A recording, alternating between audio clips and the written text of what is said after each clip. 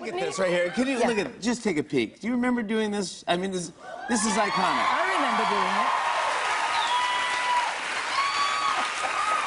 Julie Andrews, is this is it a sound stage? Is this real? Are you kidding? That's the real thing. This is the real deal. Yes. Ever watched The Sound of Music and thought it was perfect? This video reveals some bloopers you probably missed as a kid. From actors messing up lines to unexpected mishaps, you'll see a whole new side of this classic. Ready to have your childhood memories turned upside down? Join as we reveal the huge bloopers in The Sound of Music. The sweet melody of The Sound of Music. The musical was made by a skilled group. Richard Rodgers wrote the music. Oscar Hammerstein, too, wrote the lyrics, and Howard Lindsay and Russell Krauss contributed to the script. This enchanting tale is inspired by Maria von Trapp's autobiography, The Story of the Trapp Family Singers, published in 1949. The events of the story unfold in Austria just before the country falls under Nazi Germany's control in 1938. The tale kicks off with a lively and curious young woman named Maria. Maria resides in a convent at the beginning, aspiring to become a nun. However, her adventurous and playful nature makes it challenging for her to adhere to the convent's strict regulations. Recognizing her struggle, the other nuns advise Maria to take a break and contemplate her path ahead. Maria is sent to work as a governess for Captain Georg von Trapp's 7 children. The captain is strict and serious, treating his home like a ship. His children live under strict rules and have been lacking joy since their mother passed away.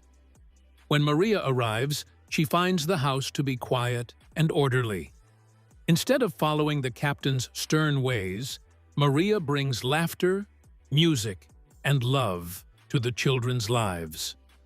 Over time, Maria spends time bonding with every child. She sings, plays, and talks with them to build a connection. The children gradually open up to her and develop a strong affection. They feel joy being around her and rediscover the happiness in life. Maria's positive attitude brightens up the previously gloomy atmosphere in the house. Captain von Trapp sees his children changing because of Maria and begins to see her differently. He is initially unsure of her methods, but eventually appreciates her kindness and warmth. Maria also starts to have feelings for him, but she is conflicted because she is still thinking about becoming a nun. Maria leaves the house to go back to the convent to figure out her emotions. The Mother Abbess kindly makes her understand that love can also be a calling. Maria goes back to the von Trapp family, and she and the captain admit their love for each other. They tie the knot, and for a brief moment, everything seems to be going perfectly. The peaceful life is disrupted when Austria falls under Nazi rule, and Captain von Trapp is told to join the German Navy. Despite his love for his country, he refuses to support the Nazis and their regime. He is strongly opposed to the invaders and their actions. Maria and the captain work together on a daring plan to flee Austria with their kids. They showcase their musical skills at a festival before sneaking out of the country at night. The journey is tough, but their bravery and love help them persevere. The tale concludes with the family climbing over mountains in search of freedom. The reason why The Sound of Music has remained popular is because of its memorable songs. Each song contributes a special emotion to the story. Do Re Mi is a cheerful tune where Maria teaches the children to sing with easy notes. My Favorite Things is a comforting song that cheers up the children when they are afraid. Edelweiss is a touching song that shows love for Austria. Climb Every Mountain is a strong message about pursuing your dreams. And of course, the title song, The Sound of Music, is a beautiful piece that reflects Maria's deep love for music and nature. The Sound of Music premiered on Broadway in 1959 with Mary Martin playing Maria and Theodore Bickel as the captain. The show was highly acclaimed and won 5 Tony Awards, including Best Musical. By 1961, the production had made its way to London's Palace Theatre, capturing audiences' hearts with its heartwarming story and memorable songs. Over the years, the play has been put on in various locations and has been revived multiple times. The themes of hope, love, and bravery in the performance still motivate audiences of different ages. The story became even more popular in 1965 when it was made into a movie. Julie Andrews played Maria, and Christopher Plummer portrayed the captain in the film. It was a big hit, winning 5 Academy Awards, including Best Picture. The movie, known for its stunning visuals, touching acting, and memorable songs, became a timeless classic. The Sound of Music is known for being the last musical written by the well-known duo Rodgers and Hammerstein. After the Broadway premiere, Oscar Hammerstein passed away from stomach cancer just 9 months later. His last creation left a legacy of love, music, and joy that still endures today. Let's look into the charming relationship between Maria and Captain Von. A sweet and subtle love story. The relationship between Maria and Captain Von Trapp in The Sound of Music is often viewed as tender and reserved. Their love story appears to be proper, polite, and somewhat shy to those on the outside. They don't rush into anything and take their time with their feelings. Throughout most of the story, they don't openly express their emotions for each other, even though their connection is obvious. They don't engage in kissing or secret hand-holding, and they don't talk openly about love. Instead, their affection for each other grows slowly and quietly. If you observe closely, there is something deeper happening between them. From the start, it's clear that they have feelings for each other, although they never openly admit it. They make an effort to maintain a professional and distant relationship. Maria is hired as a governess while the captain is her boss. They understand that it would be inappropriate to get romantically involved. However, they find themselves becoming closer as time passes. Their disagreements, subtle looks, and awkward interactions say more than words ever could. Also included are some lighthearted and amusing hints about how their love story begins. Maria shares that she knew she loved the captain when he blew his whistle, a sound that used to bother her. This may seem insignificant at first, but it demonstrates how even small and strange things can trigger unexpected emotions. Similarly, the captain confesses that he started falling for Maria when she accidentally sat on a pine cone that one of his children had placed on her chair. Although this may appear like a harmless joke, it holds significance for him. These simple incidents have a deeper meaning, even if it is not immediately apparent to everyone. While kids may find these moments funny, adults can grasp the underlying significance. Maria and the captain share a subtle connection that they both attempt to overlook. One of the most touching moments in the story is when Maria decides to leave the Von Trapp home without saying goodbye. She goes to the Abbey in an attempt to push away her feelings for the captain. Maria is scared and confused, not knowing what to do next. When she talks to the abbess, she admits that she has fallen in love with the captain. The abbess listens compassionately and tells her that love is a beautiful aspect of life. She advises Maria not to ignore her feelings, but to confront them instead. The abbess encourages her to listen to her heart and explore the world before making any long-term decisions about her future.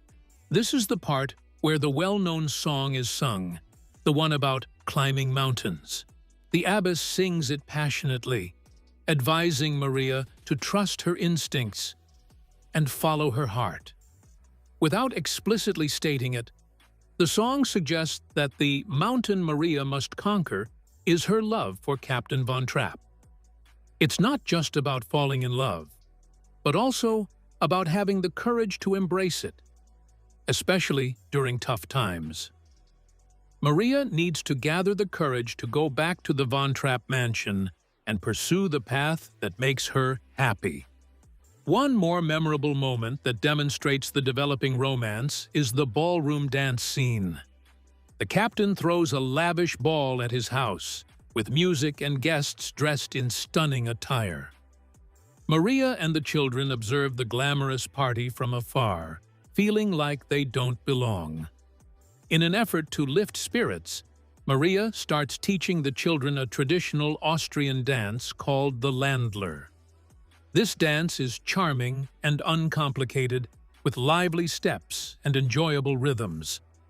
When the captain sees them dancing, he decides to join them. Initially, he just wants to assist in demonstrating the dance steps. However, something shifts when he holds Maria's hand. As they dance together, their motions become more elegant and synchronized. The surroundings seem to disappear as they become engrossed in the music. Even without speaking, their eyes and body language convey their emotions. It is a serene and graceful moment that reflects the depth of their feelings for each other. Now let's into the hidden villains in the story and the role they played. The darker side of The Sound of Music. As a child, The Sound of Music may seem straightforward with enjoyable songs, sweet children, and the Nazis as clear villains. It's easy to root for the Von Trapp family and dislike the uniformed characters without deeply analyzing the situation. However, upon revisiting the movie as an adult, you may realize that it doesn't fully depict the extent of the Nazis' brutality. While the film portrays them as bad, it downplays the true cruelty and danger they posed. One of the first things you notice as an adult while watching the movie is that Captain Von Trapp avoids talking about the awful things the Nazis did. He does not express any interest in joining the military or moving to Berlin, but he also fails to address the violence, hate, and genocide associated with the Nazis. Instead, it appears that he is primarily concerned with preserving his peaceful life in Austria. This might be understandable if the movie was illustrating how people were unaware of the impending danger. But even then, the portrayal in the film lacks depth and impact. During the period depicted in the movie, Austria had recently regained independence after being part of a bigger empire. It hadn't been a separate country for very long. Captain Von Trapp, a proud naval officer, might have favored Austria joining with Germany. It is a bit odd that the film portrays him as a big opponent of the Nazis without providing a clear reason other than his personal pride and refusal to obey orders from Berlin. Historians have noted that the movie features a character who doesn't like the Nazis, but doesn't clearly explain why they are so terrible. Instead of mentioning the hatred, racism, and plans for war, he just wants to protect his home and avoid being controlled. This lack of depth in explaining the Nazis' evilness makes his resistance seem less impactful, even though he is portrayed as a hero in the story. It seems like the movie wants viewers to recognize that the Nazis are bad, but doesn't delve into the true reasons behind their evil actions. This decision may have been to make the movie suitable for all ages, but it seems odd when re-evaluating it as an adult. Rolf and Liesel's relationship is complex. When watching as a child, their scenes may seem dull. It's evident that Rolf betrays Liesel later on, but initially he appears as a shy boy with a crush. However, with adult eyes, Rolf's true character is revealed. He is not just a boy who made a mistake, he is already aligned with Nazi ideology from the beginning. In an early scene with Rolf, we find out that he is a member of the Hitler Youth, which is a major warning sign. As the story progresses, Rolf becomes more distant and mean. He is not kind to Liesel, disregards her emotions, says hurtful things, and blames her for everything. He insults her by calling her a child during their duet, which may seem nice, but reveals his lack of respect for her. His actions are not affectionate or considerate, but rather controlling. He manipulates Liesel's feelings, acting nice one minute and then cold or mean the next. Whenever she attempts to communicate with him, he dismisses her. Furthermore, when her family faces peril, he aligns himself with the Nazis instead of her. This decision reveals his true nature. He is not simply a confused adolescent, but rather someone who has made a conscious choice. And it was the incorrect one. He prioritizes power over being compassionate and authority over love. The more you consider it, the more evident it becomes that Rolf's actions are manipulative and harmful. He faults Liesel, belittles her, and plays the victim. He tries to diminish her, to boost himself up, and when she is in need, he turns against her. Could there be a valuable insight into the costume Marie wore? Let's find out. The hidden story in Maria's clothes. When individuals first watch The Sound of Music, they may not pay attention to the costumes. The attire might appear simple or out of fashion. However, upon further examination, especially as one ages, it becomes evident that the costumes convey a subtle yet impactful narrative. They play a role in illustrating the personality of each character and their development. Maria's wardrobe evolution in the movie echoes her transformation from a bewildered outsider to a self-assured woman. Each outfit she puts on provides valuable insights into her character at that specific point in time.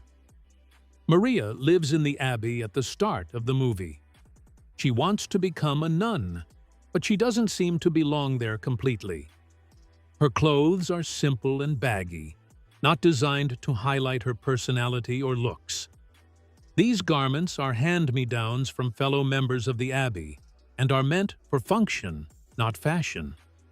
They are drab and lack shape, making Maria appear similar to the children she will eventually look after.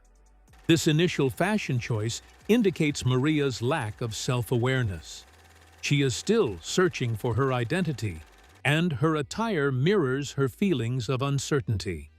When Maria starts working as a governess, she doesn't change her style much.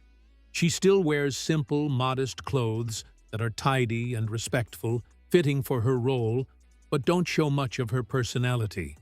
Her clothes are like the children's because she isn't seen as an authority figure yet. Maria is still learning, evolving, and figuring things out. She forms a strong bond with the kids, and in some ways is as carefree as they are. Over time, we begin to notice some differences.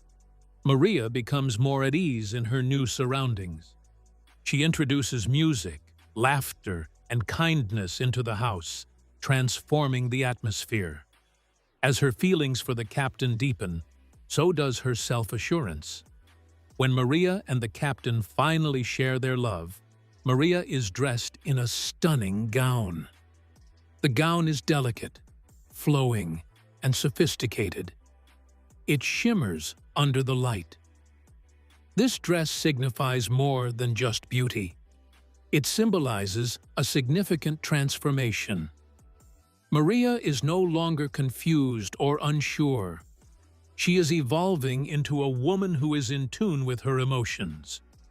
Maria's wedding dress signifies a significant change in her life. It represents her transition from her past at the Abbey to her new role as a wife.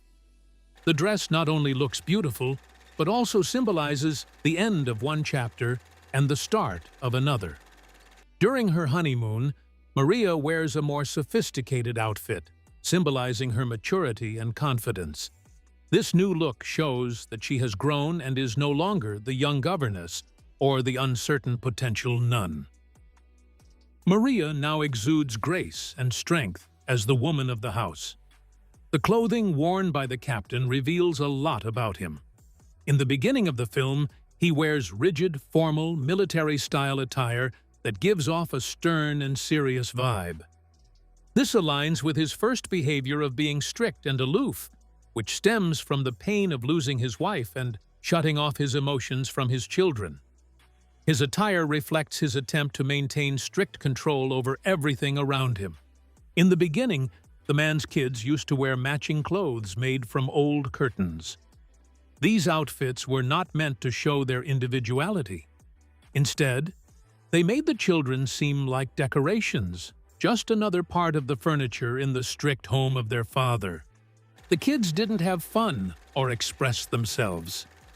They followed strict rules and lived in silence. Maria makes a positive impact on the family by bringing back color and music into their lives. This causes the captain to open up emotionally and connect with his children. As the film progresses, the captain starts to listen, smile, and even change his style of dressing to reflect his newfound warmth and connection with his family. By the end of the movie, he is no longer a distant and strict father, but instead is portrayed as a loving and caring parent. Certain viewers have a special connection with Maria because they see themselves in her. Right from the start, she stands out at the Abbey. She doesn't conform to the norms and is uncertain about her future. Maria chooses to be true to herself rather than trying to fit into a specific mold of perfection. Let's look into the misjudged characters in this story. Baroness Elsa's misunderstood role. When you first watch The Sound of Music, it's easy to be captivated by the charming storyline and make assumptions about the characters. Many people are drawn to Maria's warmth and kindness, and it seems clear that she and Captain Von Trapp are perfect for each other. As a result, it's natural to see Baroness Elsa Schrader as a hindrance to their happiness. But upon further examination, it becomes apparent that the Baroness is not a villain. In reality, she may be one of the most misinterpreted characters in the plot. From the moment she appears, the Baroness presents herself with poise and style. She comes across as quite different from Maria, who is fun-loving, nurturing, and connected to the children. The Baroness, in contrast, is more restrained and has a sophisticated, well-mannered demeanor. This difference makes it simple for the audience to favor Maria and feel wary of the Baroness. The fact that Maria and the captain show obvious chemistry right from the start also puts the Baroness at a disadvantage in the viewer's eyes. As the story progresses, the Baroness makes some choices that may appear unkind initially. She mentions the idea of sending the children away to boarding school, which might seem uncaring. She also informs Maria that the captain has feelings for her, leading Maria to abruptly leave the house. At first glance, these actions may seem unfriendly or deceptive. However, upon further consideration, there is more to her behavior than just being selfish. The Baroness notices how the children act towards her, and they are not very nice. They clearly love Maria and don't treat the Baroness well, maybe because they don't feel as close to her. From the Baroness's perspective, sending them away to boarding school could be a good idea. She might think they need more rules and order, especially since they are not giving her a chance.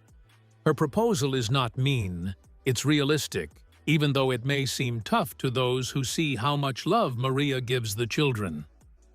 Next comes the part where the Baroness informs Maria about the captain's emotions. This is an important moment in the story, and even though the Baroness is trying to get rid of her competition, she is honest and doesn't manipulate Maria. She just tells the truth, expecting Maria to leave on her accord. It may not be the nicest thing to do, but it's not necessarily evil either. It demonstrates that she is aware of the situation and is attempting to keep the man she loves, even if her methods aren't the most gentle.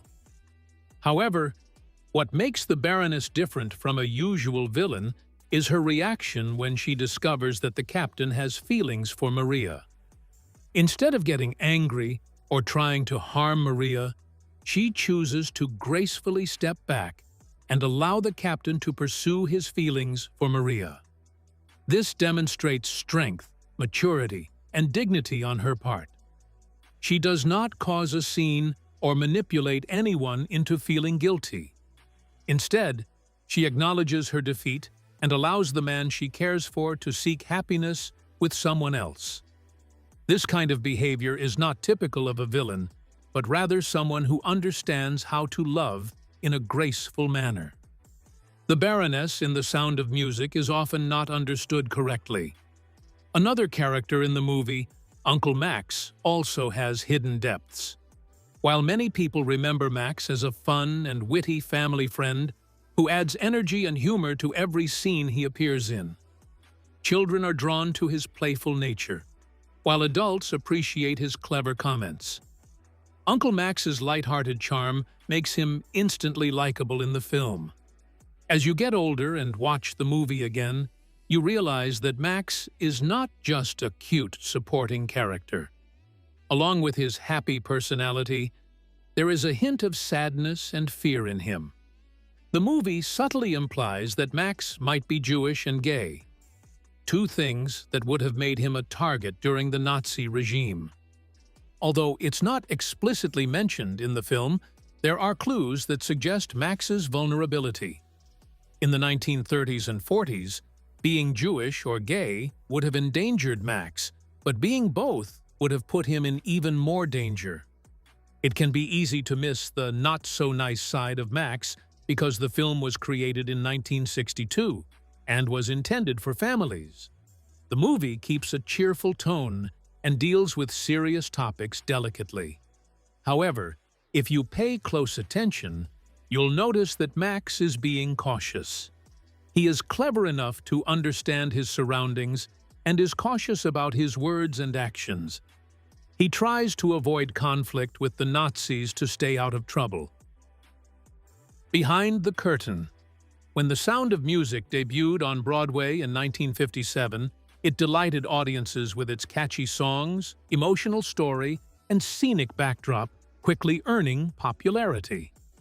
Many were captivated by its uplifting music and poignant narrative about family, love, and courage. However, upon closer inspection, some elements of the story regarding women and historical accuracy may appear peculiar. Although the movie is old, it portrays women in an outdated manner that still holds true today. Instead of reflecting the past, it regresses even further back. The film depicts a society where girls are supposed to be naive and ignorant, particularly when it comes to love and relationships. This is evident in Liesel, the eldest daughter in the Von Trapp family, who is portrayed as innocent, sweet, and oblivious to boys or romance. In the movie, this isn't considered a negative trait. It's portrayed as a positive quality that all girls should possess. The part in the movie where Liesel sings about being 16 going on 17 is fun, but it implies that girls should be timid and reliant on boys, who are portrayed as more knowledgeable and in control. Even though Rolf is not much older than Liesel, he is depicted as the one giving advice, as if he is all-knowing. The song's lyrics and the character's behavior suggest that the movie considers this naive portrayal of girlhood as perfect. In the story, Maria advises Liesel that when a woman marries a man, she essentially becomes his possession. This idea is portrayed as normal and unchallenged due to Maria's caring nature. The film celebrates the concept of marriage as ownership. Maria's happiness appears to only begin after getting married, with her life becoming harmonious and flawless. The film suggests that a woman can only find true happiness through marriage. At that time, this might have seemed like a common belief, but it was a narrow and outdated perspective. The message in the story is that girls should be silent, innocent, and willing to let a man make decisions for them. It implies that being inquisitive, resilient, or self-reliant is not desirable. Despite being presented in a cheerful manner with happy music and smiling characters, These concepts do not promote empowerment or resilience in women. The film not only takes liberties with the truth, but it also changes many facts from the real Maria von Trapp's memoir. The problem lies in the film's strong presentation as a true story, leading many viewers to believe they are learning real history when they are watching a heavily reshaped story. The Von Trapp children are portrayed differently in the film compared to real life. In the movie, they are depicted as being young and close in age, with Liesel being the oldest teenager. However, in reality, the oldest child was already an adult with a job when the family fled Austria. Additionally, 3 of the real children were omitted from the film entirely. Their names and ages were altered to make the family dynamic appear more straightforward and easier to understand for the sake of the story. Maria and the captain's marriage is depicted in a different way. In the movie, they fall in love and tie the knot right before leaving Austria. This adds to the excitement of their escape story. However, in reality, they got married almost 10 years prior. Their journey as a couple began long before their country faced any danger. This alteration in the movie adds more tension, but it does not align with the actual sequence of events. The story also emphasizes why the family began performing. In the movie, their singing appears to be a natural talent they freely share with others, almost like a gift. However, the actual reason was more practical. The family had lost their money during the Great Depression and needs a way to make a living. Singing became their profession, not just a delightful hobby. The movie includes songs and scenes that seem to be a part of Austria's culture and history, but they aren't. For instance, the well-known song Do Re Mi may sound like a traditional folk tune, but it was composed for the musical by Rodgers and Hammerstein and is not a part of Austrian tradition. The movie ends with the family fleeing over the mountains. It may appear heroic and adventurous as they trek through the Alps towards Switzerland to seek freedom. However, this portrayal is not accurate. In reality, crossing those mountains would have led them to Germany, not Switzerland where they intended to go. Instead of hiking, they quietly boarded a train to leave the country. This escape may not have been as thrilling, but it was a more secure and sensible option. Even with all the distinctions, individuals still have a fondness for the sound of music. The appeal is understandable. The songs are uplifting, the settings are stunning, and the storyline is emotional. It gives off a fairy tale vibe, complete with themes of love, optimism, and bravery. However, it's crucial to recognize that it's simply a fairy tale. It's not a factual account of history. It doesn't paint a flawless portrait of the past, and it doesn't offer a well-rounded perspective on female identity. If you enjoyed this video, like and subscribe, and also click the next video shown on your screen.